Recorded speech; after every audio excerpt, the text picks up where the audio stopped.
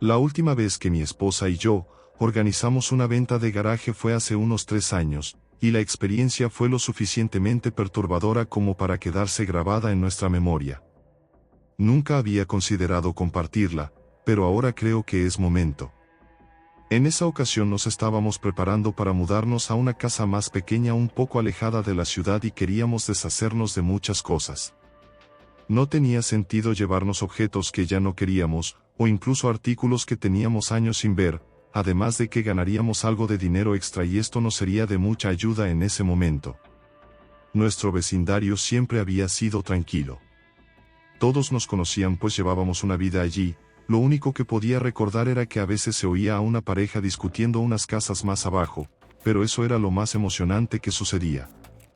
Había muchos niños jugando en la calle y una escuela cerca, lo que hacía que el ambiente fuera bastante familiar y acogedor. En la venta de garaje salió un hermoso día soleado, sin previsión de lluvia. Sacamos todo lo que pudimos al patio, entre las cosas que recuerdo habían libros, herramientas, ropa y varias cosas más. La gente empezó a llegar unos 15 minutos después que sacamos todo, estaban guiados por la curiosidad y eso nos dio un flujo constante de compradores. Al mediodía, un hombre de apariencia algo extraña apareció. Desde el momento en que lo vi, sentí una incomodidad profunda. Algo en ese aspecto desaliñado y su mirada furtiva me puso en alerta. Era como si algo en mi interior gritara que debía mantenerlo vigilado. Intenté calmarme. Lo peor que podría hacer sería robar algo, me dije. Pero a medida que lo observaba, me di cuenta de que no estaba interesado en los artículos. Era otra cosa la que estaba buscando y me incomodaba descubrir cuál era. Hicimos contacto visual, y para romper la tensión, le sonreí. El hombre lo tomó como una invitación para iniciar una conversación. ¿Eres el dueño de estas cosas?, me preguntó. Asentí, y él continuó con preguntas más personales. Entre la catarata de interrogantes, preguntó por qué vendíamos tantas cosas, a lo que respondí vagamente que nos estábamos mudando. Luego, sus preguntas comenzaron a volverse más incómodas. Preguntó si mi esposa estaba en casa. Le dije que había salido a comprar el almuerzo, esperando que eso lo calmara. Pero no fue así. Su interés parecía intensificarse con cada respuesta que le daba, hasta que finalmente se alejó sin comprar nada. Aunque se fue, esa sensación de inquietud permaneció conmigo. La venta continuó sin problemas durante las siguientes horas. Las personas iban y venían, y poco a poco comencé a relajarme. Pero más tarde, al atardecer, el mismo hombre regresó, esta vez acompañado por 2 individuos que parecían tan sospechosos como él. No estaban interesados en los artículos de la venta, sino en nuestra casa. Podía sentir sus ojos clavados en ella. Cuando mi esposa salió, le conté lo que estaba pasando, y ella también sintió que algo no estaba bien. Decidimos empezar a recoger las cosas antes de que anocheciera. Mientras nos apresurábamos, los 3 hombres se movieron más cerca de la entrada de la casa, bloqueando el paso y creando un ambiente tan tenso que las pocas personas que aún quedaban se marcharon rápidamente. La situación se estaba tornando peligrosa. Cerramos el garaje y corrimos hacia la puerta principal, temiendo lo que pudieran hacer. En ese momento, escuché una voz conocida. Era mi vecino, acercándose con una gran sonrisa. Sin decir mucho, me presentó a su hermano, un hombre aún más imponente.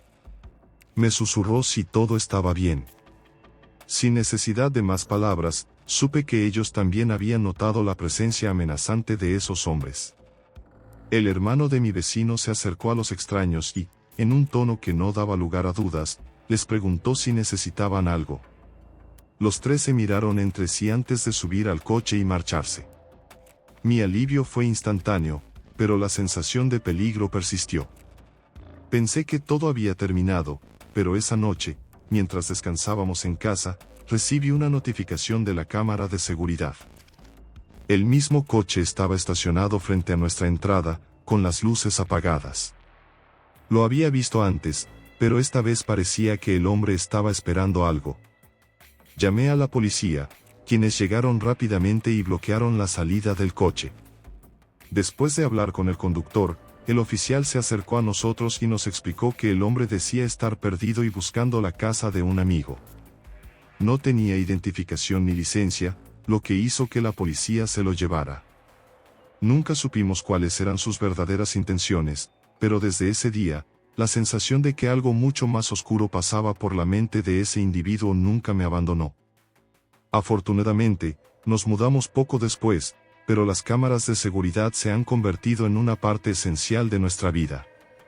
Y aunque hemos dejado atrás ese vecindario, el miedo de que esos hombres vuelvan alguna vez aún nos persigue. Siempre he tenido una fascinación por las ventas de garaje. Son un tesoro oculto donde puedes encontrar piezas inusuales, recuerdos de épocas pasadas o simplemente algo extraño que se convierte en un gran tema de conversación cuando tengo amigos en casa. Esta vez, sin embargo, lo que encontré fue algo mucho más oscuro. Era una tarde tranquila. Salí a pasear con mi perro, cuando vi una señal de una venta de garaje cerca de mi vecindario.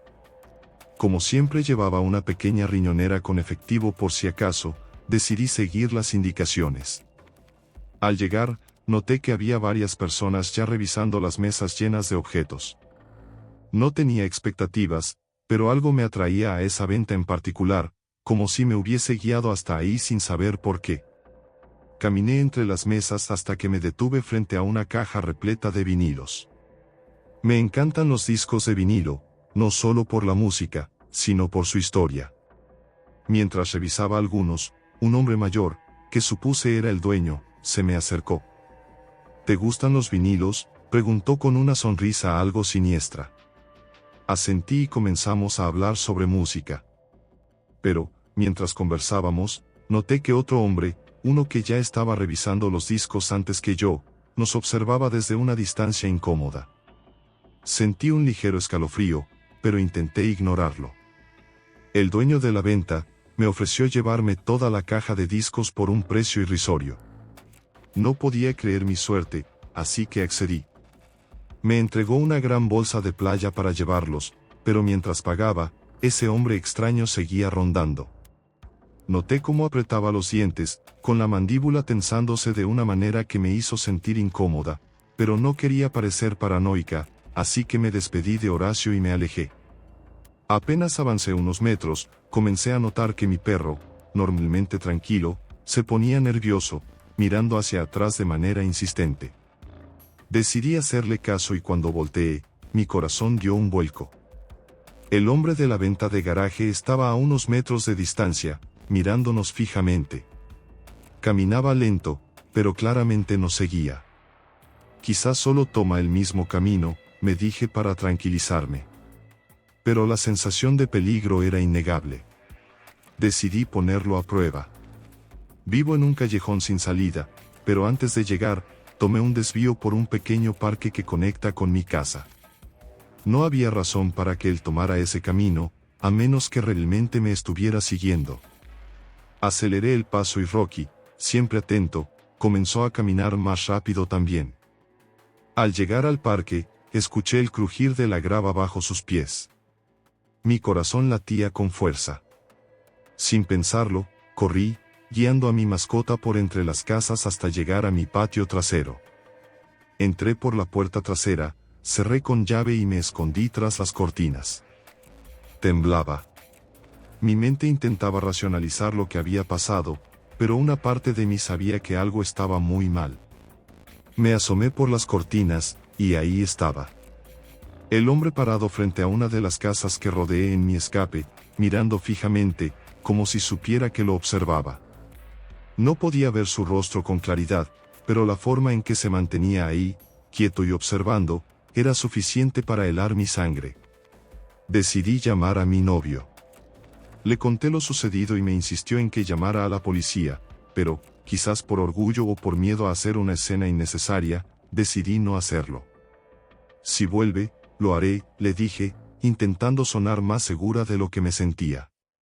Horas más tarde, ya entrada la noche, estaba sentada en mi sala, cuando la luz del porche se encendió.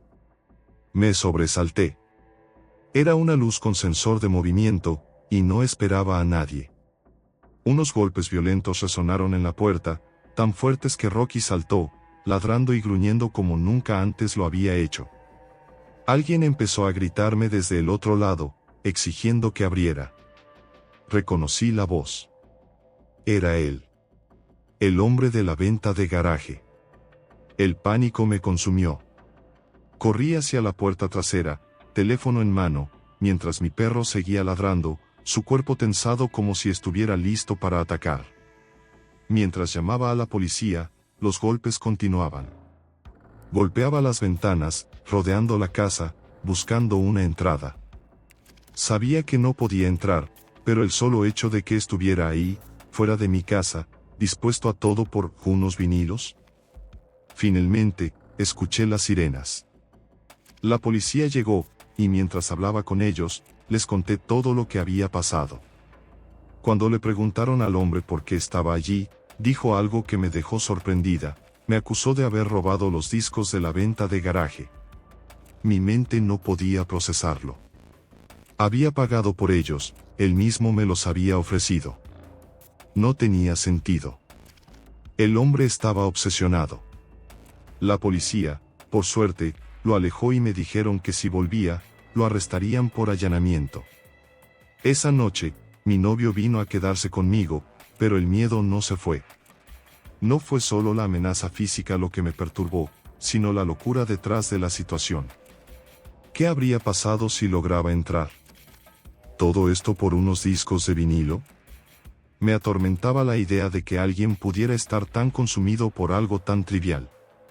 Pero lo que más me inquietaba era saber que nunca podría entender hasta qué punto estaba dispuesto a llegar. Desde entonces, cada vez que paso por una venta de garaje, no puedo evitar sentir una punzada de temor, preguntándome qué clase de sombras acechan detrás de esas sonrisas amables. Recuerdo con claridad el día que mi hija Sam trajo a casa esa maldita muñeca. Era una tarde tranquila de sábado, cuando decidimos pasear por una venta de garaje en el vecindario. Todo comenzó de manera inofensiva, como la mayoría de las pesadillas que se esconden detrás de momentos aparentemente normales. El vendedor, un hombre demacrado y con una expresión que hablaba de años de sufrimiento, nos observaba desde la sombra de su puesto. Sus ojos, hundidos y apagados, seguían cada uno de nuestros movimientos, pero fue cuando Sam descubrió la muñeca en una esquina polvorienta que su mirada se volvió aún más penetrante. La muñeca estaba en un estado deplorable, pero Sam pareció encariñarse al instante. Llevaba un vestido descolorido, en cuyo dobladillo se veía una letra, S, bordada de forma tosca, como si hubiese sido hecho a mano por una costurera inexperta. Sam lo tomó como una señal, sonriendo y diciendo que la muñeca debía ser suya. A pesar de que algo en mí no estaba bien con esa idea, accedí a comprarla, pensando que no era más que un simple juguete viejo. Sin embargo, no pude ignorar la manera en que el vendedor la miró cuando se la entregó a Sam. Sus manos temblaban ligeramente al hacerlo, como si quisiera advertirnos de algo, pero jamás dijo una palabra. Solo se quedó allí, observándonos con esos ojos vacíos mientras nos alejábamos. Llevamos la muñeca a casa, y ese fue el último día que experimenté algo parecido a la paz. Al principio, las cosas no parecían tan extrañas, aunque debo admitir que desde la primera noche, sentí una incomodidad creciente. Los ruidos comenzaron casi de inmediato. Sonidos inexplicables que, al principio, atribuí a simples ratas o quizás a algún otro animal que había logrado entrar en la casa. Eran ruidos suaves, pero constantes, el crujir de la madera, el sonido de pequeñas garras correteando en el silencio de la madrugada. Pero nunca veía nada. Instalé trampas, veneno, lo que fuera necesario para deshacerme de lo que fuera que estaba invadiendo nuestro hogar, pero las trampas siempre estaban vacías, intactas.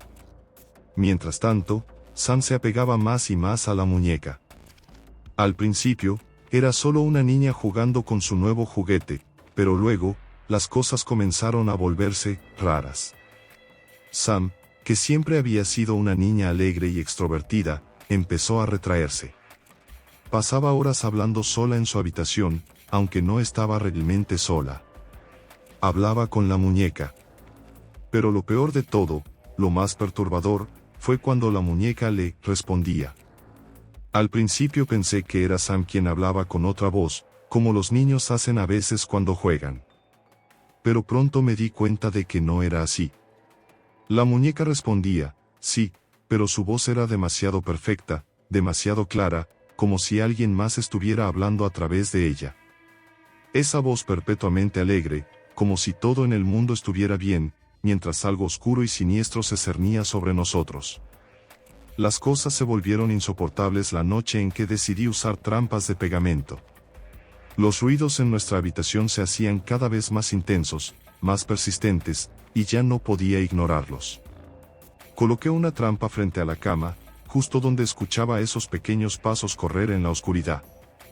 Esa noche me desperté abruptamente, sobresaltado por un sonido agudo, como algo atrapado y forcejeando desesperadamente. Me quedé escuchando durante unos minutos, asegurándome de que finalmente había atrapado a la criatura. Pero en la mañana, cuando revisé, la trampa estaba vacía, y lo más extraño, había sido arrastrada varios metros, como si algo la hubiera movido, pero no había rastros de ningún animal. Mi desconcierto se convirtió en terror puro durante el desayuno. Dejó caer una cuchara y me agaché para recogerla. Bajo la mesa, vi a Sam con la muñeca en su regazo, pero lo que me hizo sentir que el mundo se detenía fue notar lo que hacía con su otra mano. Estaba quitando, con sumo cuidado, el pegamento de las pequeñas piernas de la muñeca. Esa imagen, la inocencia de mi hija ayudando a liberar a ese juguete maldito, me heló la sangre. Comencé a obsesionarme con la muñeca. Intenté tirarla varias veces, pero siempre volvía. A veces la encontraba en el mismo lugar donde Sam la había dejado, otras veces en sitios más inesperados, como al pie de nuestra cama o en la cocina, mirándonos fijamente desde su lugar. Sam se enfurecía cada vez que intentaba deshacerme de ella, algo que no era propio de mi hija. El brillo en sus ojos cuando sostenía a la muñeca era aterrador, como si ya no fuera mi niña, sino alguien más, una sombra que había suplantado a la verdadera Sam. Una noche, decidí vigilar a mi hija mientras dormía. Sabía que algo estaba mal, que había algo profundamente maligno en esa muñeca. Alrededor de las 3 de la mañana, me desperté por un susurro. Me levanté lentamente, cuidando de no hacer ruido, y fui al cuarto de Sam. La puerta estaba entreabierta, y lo que vi dentro me dejó paralizado. Sam estaba sentada en el suelo, en medio de su habitación oscura, frente a la muñeca. No estaba sola. Las sombras a su alrededor parecían moverse, como si estuvieran vivas, rodeándola lentamente. Sam murmuraba algo en voz baja, palabras que no entendía, pero que sonaban como un rezo o un cántico. De repente, la muñeca giró su cabeza hacia mí. No sé cómo explicar el horror que sentí en ese momento, pero sé que algo dentro de esa muñeca era consciente, algo que me observaba desde lo profundo de sus ojos de vidrio. Intenté intervenir, pero no pude moverme. Estaba atrapado en mi lugar, viendo cómo mi hija se sumía más y más en esa oscuridad. Desde ese momento, las cosas en casa se volvieron insoportables. Las sombras parecían cobrar vida, los objetos se movían solos, y Sam se volvió cada vez más distante. Era como si algo estuviera absorbiendo su energía, alimentándose de su vida. Cada intento de deshacernos de la muñeca terminaba en fracaso, como si estuviera destinada a quedarse con nosotros para siempre. Finalmente, tomé una decisión desesperada. Fui a ver al mismo hombre que nos había vendido la muñeca. Cuando lo encontré, me confesó la verdad: la muñeca había pertenecido a su hija, quien murió en circunstancias misteriosas poco después de que comenzó a hablar con ella. Desde entonces, la muñeca había pasado de familia en familia, llevando consigo una maldición oscura, un espíritu que buscaba algo que aún no comprendía. No sé qué será de nosotros, pero sé que desde que esa muñeca entró en nuestra casa, nuestra vida se convirtió en una pesadilla. Sam ya no es la misma, y temo que pronto será demasiado tarde para salvarla, o para salvarnos a nosotros.